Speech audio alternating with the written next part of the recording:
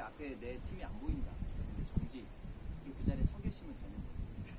왜냐면 이제 뭔가 찾아보겠다고 이제 이동을 했다가 이 어떤 우리의 동선에서 벗어나면 찾기가 이제 더 복잡해집니다. 어차피 이제 만약에 우리가 잊어버린 줄 알면 왔던 길을 이제 가보면 결국은 그 선에서 만나게 되니까.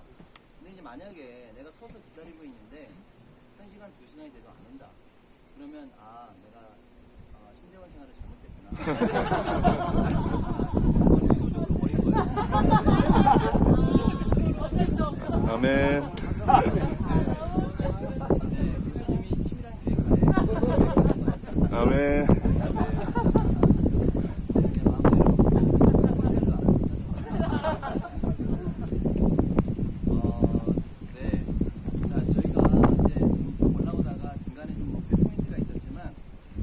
지나왔습니다. 여기까지 올라왔는데 우리가 이제 그늘을 만들어주는 이 나무가 지금 상수리 나무입니다. 오. 상수리가 지금 조금씩 열리기 시작하네요.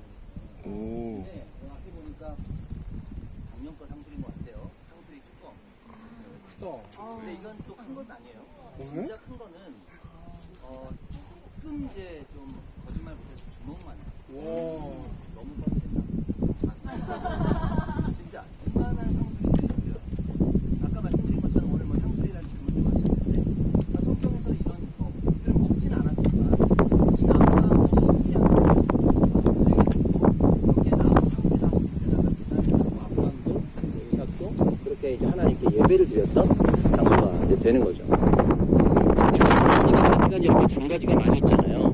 아까 우리가 압살롬도 결국은 예루살렘에 들어가서 여기서 아버지를 이제 반란을 이 일으키고 나무에 걸려서. 결국은 이 머리카락이 상수리 나무에 걸려서 있을 때 이제 요압 장군이 결국은 이 압살롬을 목을 쳐서 이렇게 죽이게 되는 이야기가 이런 상수리 나무에서 있었던 거죠. 근데 마침 이제 이거는 물론 뭐 2000년 전에 뭐 3000년 전의 나무는 아니지만 굉장히 오래된 나무지만 이 나무 앞에 지금의 이제 이 공간이 뭐냐면 제단터입니다. 여러분 이제 솔로몬 시대 이후로 남유다와 북이스라엘을 나누게 됐죠. 그래서 남유다는 르호보암 왕이, 북쪽으로는 여로보암 왕이 다스리게 됩니다. 근데 그때 이제 북이스라엘이 훨씬 강력했고 훨씬 더 풍요로운 땅이죠. 우리가 이제 어제 오늘 잠깐 보고 있는 이 북이스라엘 땅을 보면서 정말 살기가 좋다. 살기가 좋으니까 빨리 망했죠. 여러분 유다에서 주이시 유대인이 나온 거잖아요. 결국 끝까지 이 어떤 신앙에 대한 정통성을 이어받아서 그렇게 이어져 왔던 민족이 바로 남유다 사람들인데 왜 그랬을까라고 하는 여러 가지 이유를 저는 생각을 해보니까 뭐 다양한 이유로 해석할 수 있겠지만 첫 번째는 좀 광야를 받았어요. 유다 땅은 광야입니다. 광야 땅을 받은 게 그들에겐 처음에는 원망이었을 수 있어요. 왜 우리가 제비 잘못 뽑아가지고 괜히 남유다 유다 지파가 아니면 그 밑에 시므온 지파가 그때 이렇게 곁들여 있는 베냐민 지파는 억울했겠죠. 다른 지파들은 북쪽에 좋은 땅도 받았는데 남유다가 생각을 해보니까 거기에다가 또 그 안에다 시므온 지파를 또 다 끌어안고 살아야 되는 거예요. 그 결국 이 연약한 시므온 지파까지. 근데 그게 하나님의 축복이었다는 것을 나중에 알게 된 거죠. 광야에 살아보니까 우리가 오늘도 이렇게 조금 걷는데 아직까지는 저한테 대놓고 불평하는 분은 없지만 이제 조만간 내일 모레 되면 이제 저한테 이제 대놓고 힘들다 뭐 이제 이런 얘기를 하실 수도 있지만 근데 이렇게 조금이라만 이렇게 걸어도 조금만 날씨가 더워도 이 불평들이 이렇게 나오는데 그러니까 뭐 북이스라엘 땅이 결국은 성경 외에도 많은 기록에도 이제 어제도 그런 표현을 했지만 이 농부를 게으르게 한다. 좋으니까 사람들이 다 게을러지기 시작을 하는 거죠. 그러면서 결국 이제 북이스라엘의 여로보암 왕 때에 고민을 하게 됩니다. 모든 사람들이 절기가 되면 우리가 보통 6월절, 7.7절, 장막절이 되면 어디에 살든지 간에 예루살렘에 모여서 제물을 가지고 와서 제사를 드려야 되는 게 그 당시에 제사 법이었는데 근데 이제 나라가 나눠지다 보니까 남유다 땅에 있는 예루살렘으로 북이스라엘 사람들이 가야 되는 상황들이 발생을 한 거죠. 그러니까 북이스라엘 통치자였던 이 여로보암 생각에 왜 굳이 내 백성이 왜 남유다에 가서 괜히 남유다 가가지고 괜히 이상한 소리나 듣고 오면 내가 정치하는데 별로 도움이 될 게 아니라고 생각을 한 거죠. 그래서 열왕기하 12장에 보면 이제는 더 이상 이 북이스라엘가 그리고 단에다 공성을 이제 북쪽에 가장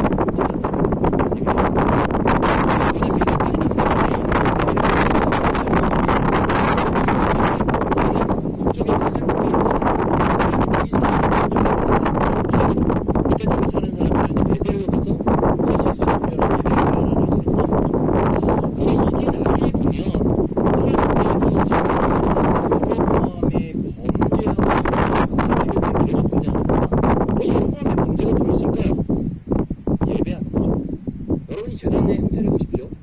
재단 형태 보니까 성경에서 이야기하는 재단의 사이즈보다 훨씬 큽니다.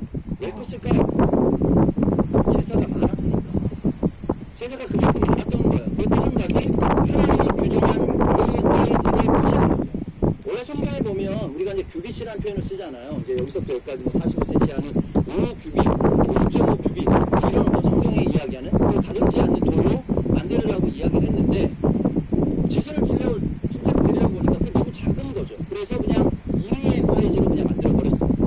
그 당시에 모든 제사장들은 레위 지파 사람들이 했었습니다. 그런데 레위 지파 사람들이 다 예루살렘에 남유다 땅에 있었던 거예요. 그러니까 결국은 제사장을 데려오려고 보니 남유다 사람들 스카우트 해야 되는 거죠. 기분이 나쁘죠. 왜 굳이?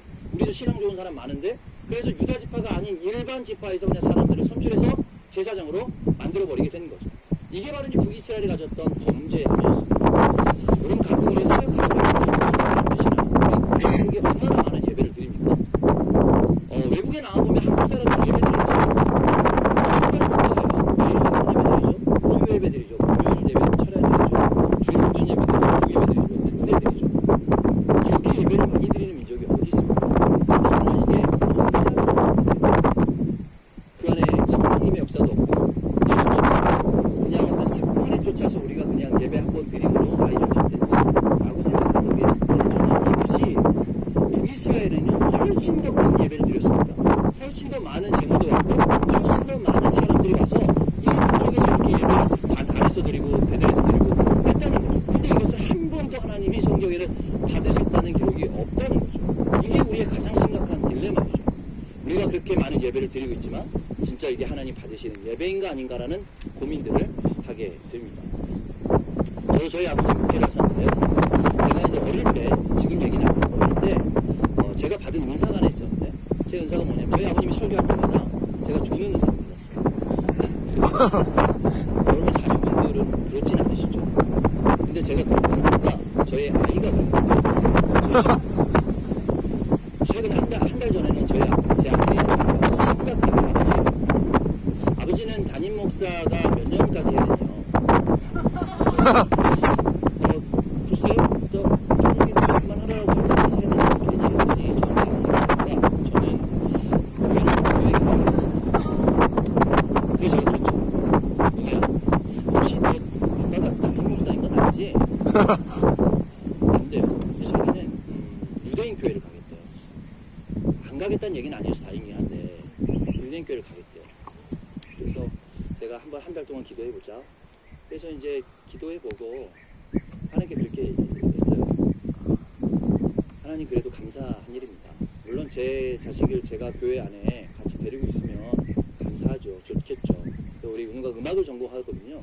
예배팀에서 드럼도 치고 베이스도 하는데 있으면 너무 좋죠. 근데 그가 아빠 설교는 은혜가 안 된대요. 마음을 막 푹 찔러서 그렇게 얘기하더라고요. 제가 교회 안 다니는 아빠 그 설교는 은혜가 안 돼요. 그래서 제가 쿨하게 오케이 좋아 너가 은혜를 받는다 하면 그래 내 교회 받는다. 그래서 이제 보냈어요.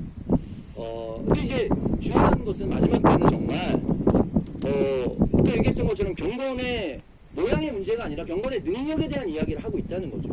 정말 은혜를 받을 수 있느냐, 교회 안에 하나님의 역사가 일어나느냐, 두세 사람이 모여도 일어나느냐의 고민들을 우리가 해야 되는 거죠. 한국교회가 너무 커졌잖아요. 너무 대형교회가 되었고 저희 이제 막 찬양도 엄청난 시스템으로 찬양 TV만 와서 멋진 사운드로 예배를 하는데 그 안에 성령님의 역사가 없었다는 것은 우리의 심각한 문제죠. 이게 이제 한국교회가 고민해야 되는 이 거대지. 북이스라엘 땅이 그랬습니다. 북이스라엘 땅이 지금 와 있어서 그렇게 엄청난 예배를 드렸던 이 현장이 지금 여전히 가장 무너져 버렸고 범죄 현장이 되는 거죠. 여기가 가장 이름이 붙여지게 된 이유가 어제 우리가 공항에서부터 출발하면서 그 공항이 있었던 지역이 블레셋 평이라고 그랬잖아요. 근데 그 블레셋 평야, 그게 바로 공항이 있었던 테라비브가 있었던 데가 성경의 단지파가 분배받았던 땅이에요. 그런데 블레셋은 해양 민족이었죠. 에게의 중심으로 와서 그리스하고 터키 사이에 있는 에게에서 형성된 이 바바리안 같은 거친 야만인들이 바로 이제 블레셋 사람들이었는데 이 사람들이 그쪽에 살다가 화산과 지진 때문에 더 이상 살 수 없어서 배를 타고 지중해를 건너왔습니다. 근데 건너오다 보니까 어디로 왔냐면 원래는 이집트로 건너간 거예요. 근데 이집트에 있는 원래 애굽이 강력한 군대를 갖고 있었기 때문에 계속적으로 거세게 저항을 하죠. 그래서 지중해 쪽에서부터 이제 쭉 따라서 올라오다 보니까 어디까지 올라왔냐면 바로 이스라엘까지 올라오는 거예요. 그 당시 지중해변에 살았던 단지파가 그 블레셋을 맞이하게 됐죠. 근데 결국은 이게 무기로도 안 되고 이 힘으로도 안 되니까 결국은 이 단지파가 쫓겨나면서 어디까지 올라왔냐면 바로 여기까지 올라오게 됩니다. 원래는 성경이 여기가 라이스라고 하는 이름으로 붙여졌던 곳인데 그 라이스라는 곳이 바로 단지파가 오게 되면서 여기를 단이라고 불렸더라 라고 하는 성경이 사사기 이름이 나오게 되는 거죠. 그래서 이제 여기가 단이 된 거고 이 단에서부터 시작된 이름이 지금 우리가 계속적으로 봤던 엄청난 일을 보셨죠? 이게 바로 단강. 우리 금방 전에 할머니 보셨지만 할머니가 물의 양이 많이 좋지 않아요. 그런데 왜 그럴까? 이 물이 정말 사람들이 내려가고 있는 걸 보셨죠? 그 4개 강 중에 바로 이 메인 스트림이 단강에서부터 할몬강이 붙고 스니르강이 붙고 이온강이 붙어서 요단강을 만들어내게 되는 거죠. 여러분 우리 여기서 찬양 한번 갈까요? 부르신 곳에서 찬양 아시죠? 네, 그 찬양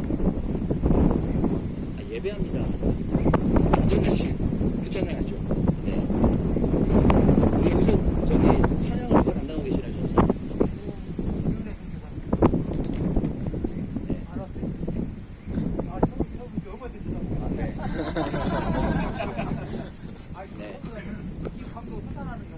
네. 이 난강도 원래 사실은 저희가 올라오다 보니까 저희가 중간에 계단을 타고 올라왔던 기억나시나? 중간에 이제 이렇게 사람들이 앉아있을 수 있는 거기 있었던 그 앞에 표지판이 하나 있었어요. 그 표지판에 뭐라고 되어 있냐면 애인단이라고 쓰여 있었습니다. 제가 설명을 따져 알았는데 애인단. 애인이란 뜻이 뭐냐면 샘이란 뜻이죠. 성경에 우리가 애인이란 단어가 들어가면 다음 샘이에요. 엔게디, 뭐 엔로겔 뭐 이런 표현들은 다 샘의 의미를 갖고 있습니다. 단샘이란 뜻이죠. 그래서 거기 지나보면 땅 속에서 또 물이 터져 나오는 곳이에요. 거기가. 아까 말씀드린 대로 지금 아라рат산에 터키 아라рат산에서부터 시작된 이 물이 땅속으로 흘러오다가 중간에 물론 이제 여러 물들이 좀 들어오겠죠. 그럼 메인 이 강들이 흘러오다가 바로 이 앞에서 물들이 터져 나오게 되는 거죠. 그게 바로 요단강의 지금 금방적으로 시작 지점이 되었습니다. 우리 완전하신 우리 그 찬양